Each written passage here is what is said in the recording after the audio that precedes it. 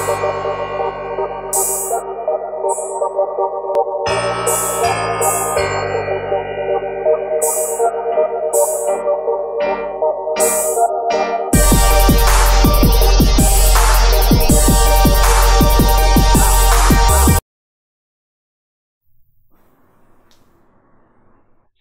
tried to give her everything that she asked for. Hit the block and threw them bricks against the backboard. Go get that money, she ain't never gotta ask for it. She go to dancing when I'm picking up the cash for it. Ayy, she love it daddy, he get the bag. The way this guy be dressed, shit he do it there. She super freaky, she know how to fuck. So when that bag up, all she do is bust a nut. Ayy, tell her be quiet, she moaning too loud. We count that money every night before we lay it down. I'm the real thing, and see the real bitch. We in the clouds, ain't got time for the bullshit. Lolo on the beat, so we gon' blame this shit on Lolo. Baby, let me fuck you while I'm blowing on the dodo. And we gon' make a movie, tell them edit this in slow-mo. Text her through the phone saying ice cream in from Pablo. Yeah. Alright, man, for the people who don't know you, bro, who are you, bro, dog? Man, I am Mike Rich, aka Mike Rich Official. Follow me on Instagram. Mike M-I-K-E Rich R-I-C-H Official O-F-F-I-C-I-A-L. A lot of people in the streets know me by Puppy. Puppy, I hit you. Yeah, so where we at right now, bro? Man, we're at my dog Rico studio. You know, Rico a legend in the game with the music record. You know, he go all the way back to, man, Slaughterhouse, the Purple Label with TC, them way back in the days. You know, he used to record all the local artists back in the day. And he's still in the game, still today recording artists. Yeah, alright. Shit, man, let's start from the beginning, man. You know what I'm saying? What type of childhood Puppy had? You know what I'm saying? Man, you know, I grew up in the projects, bro. Growing up, very family oriented, you know. And then as I got older, you know, I grew up in an era where drugs was really bad. You know, my dad was on drugs, my mama was hard working. You know, she worked hard to get us out the projects and put us in a rural area. Like, I was the only black kid in an all-white neighborhood, you know, and it was awkward, you know what I'm saying? My dad was there in and out. You know, I spent time with my father, but I mostly was raised by, like, my mother and my aunts and stuff like that, you know, but it was fun. I played basketball and baseball, you know. We grew up on rap music from Texas, screw music, freestyling. That's where the music started at, just freestyling, me and my friends, you know, my family. And, now, having your pops in your life growing up or just seeing them on drugs, how would you say like that affected you growing up? Man, like, I don't do drugs. Right. I don't smoke.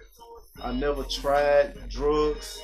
You feel what I'm saying? I seen what it did to my father and my community. So, you know, I don't disagree with people who, you know, smoke weed or nothing like that or do drugs. You know, that's on them. But I don't want to deteriorate my body like that, you know. I want to keep my young look, you know. But it was a big influence, you know. Like, I used to smoke, and I had experiences that I realized, man, this ain't for me. Yeah. You know what I'm saying? So I made a change, and I'm not easily influenced by that either. Okay. Look, man, from your experience in being in the rap game so far, would you say the rap game is as fake as everybody say it is? Man, out of 99%, out of 100%, you're going to get 20% realness in music, you know. I've experienced a lot in the music industry, bro. Like, I done been places and seen, like, I met the real freeway Rick Ross in Cali. Shout out Rick Ross. And he was a real stand-up guy. Like, I respect dude to the fullest, you know. And he said one thing about how music has changed is very fabricated. And what it is nowadays is evolved, transition, and it just didn't change the social media world now. So it don't matter if you really living or have lived what you're talking about, as long as you're entertaining.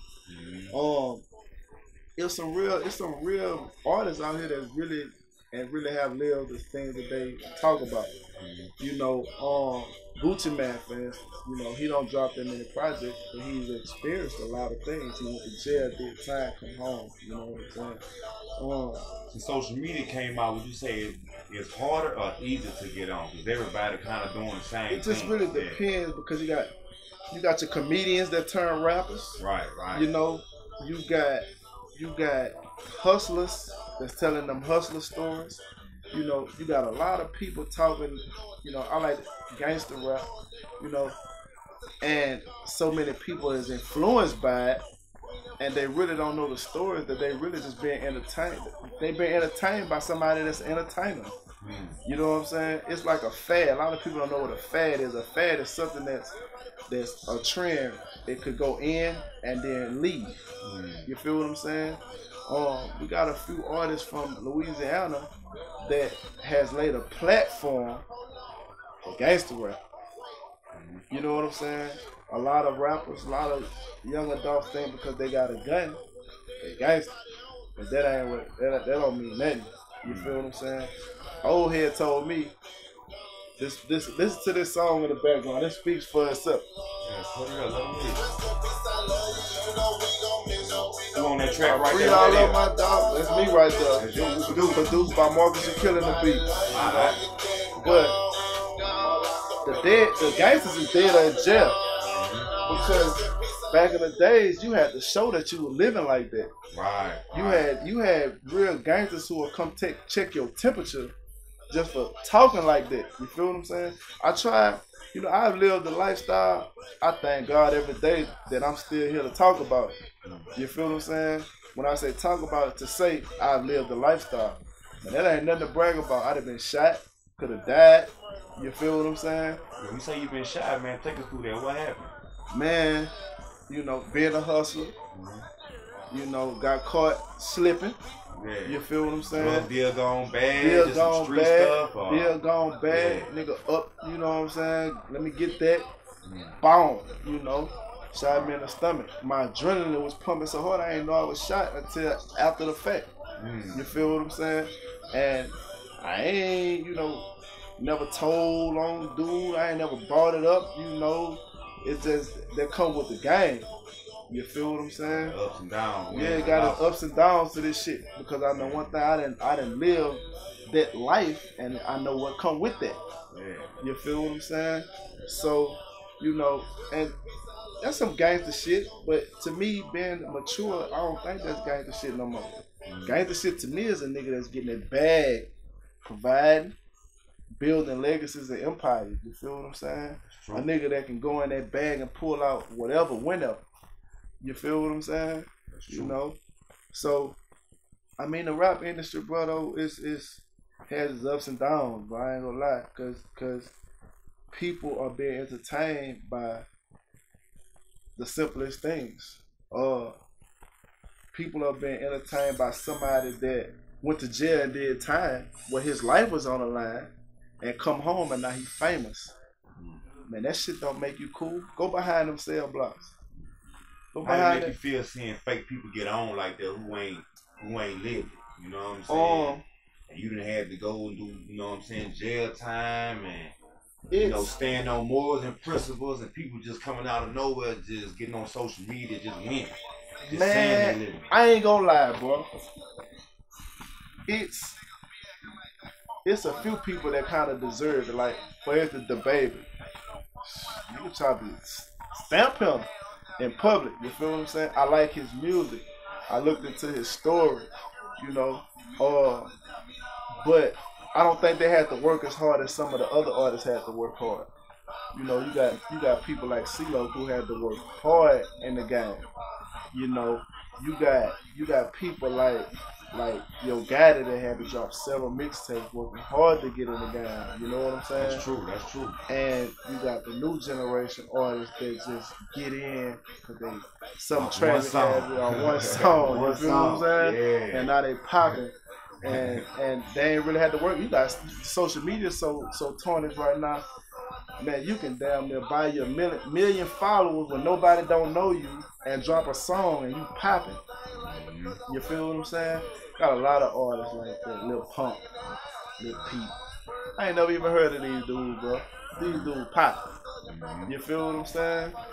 So it's a social media business now. Yeah. You know?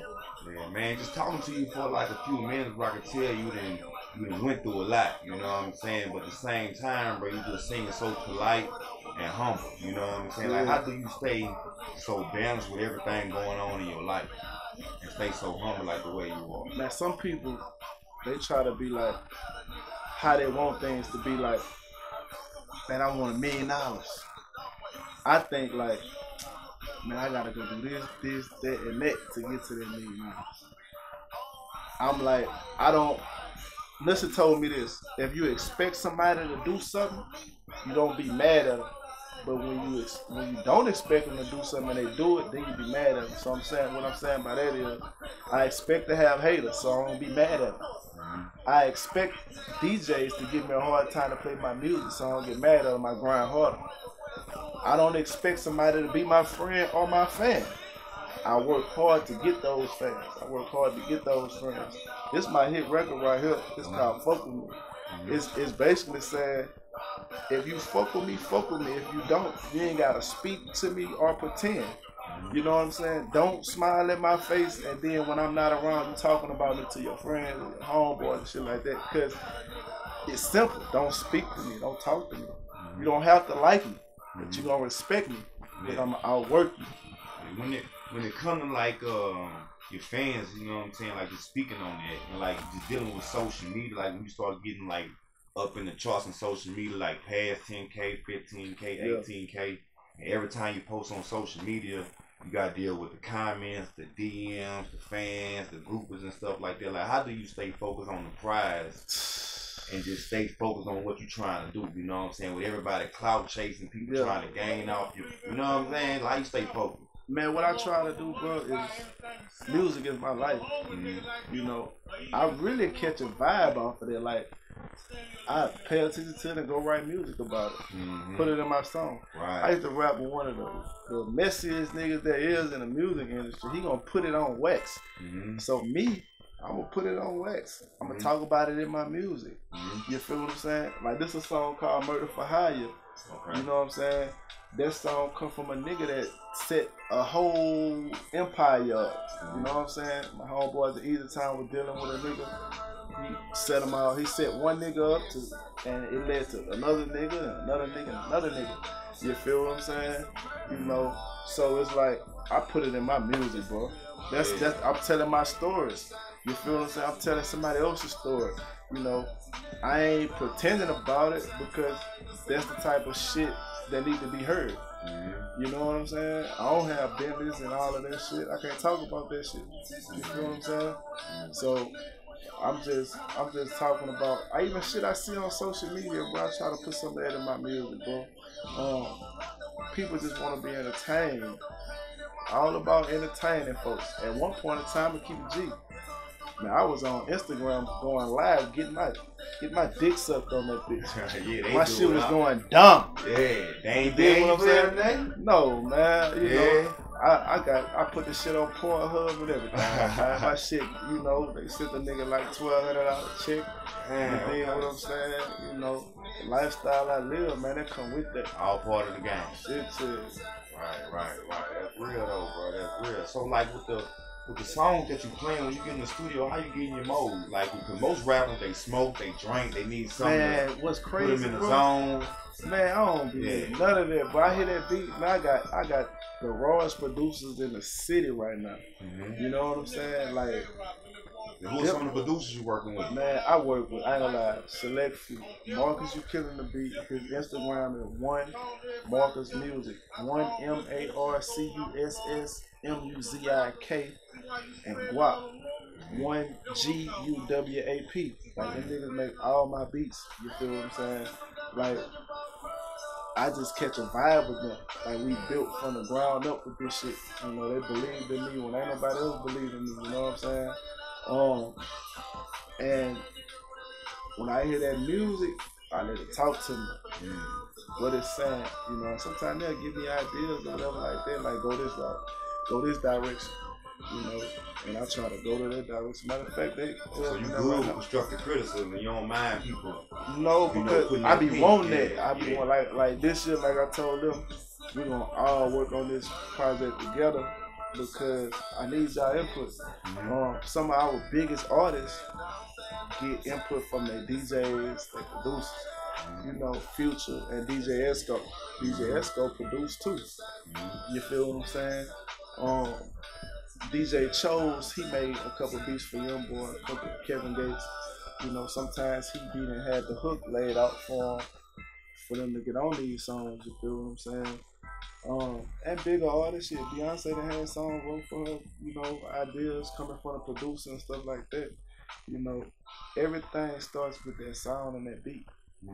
So what's your process of recording? You write or you do? Man, I just off the top of the dome? I really just write, bro. I've been trying that off the top punch in thing. I actually recorded a song about a week ago, and I liked the idea of punching in like that.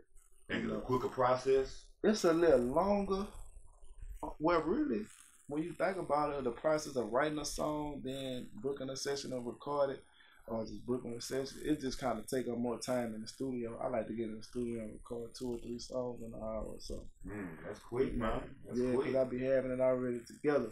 I mean, went over the song a couple times and learned the flow pattern while I don't mess up that much. You know, when you just really coming off the dome and punching in, you gotta punch in a lot, come up with these ideas, punch in, you know. But it sounds better though. Because you catching every word. Like when you write, sometimes you might write a little too much and you gotta hurry up and slide into that next bar. When you punching in like that, you hit every word, catch every word, you know.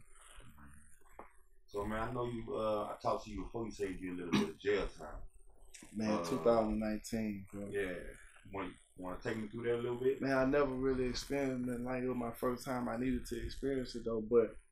I caught a drug charge in 2013 on Southern Campus. Really, I didn't even get arrested. Like, it was just like some he say, she say, you know. Whereas a few of my affiliates had got arrested. They had a sting. And I was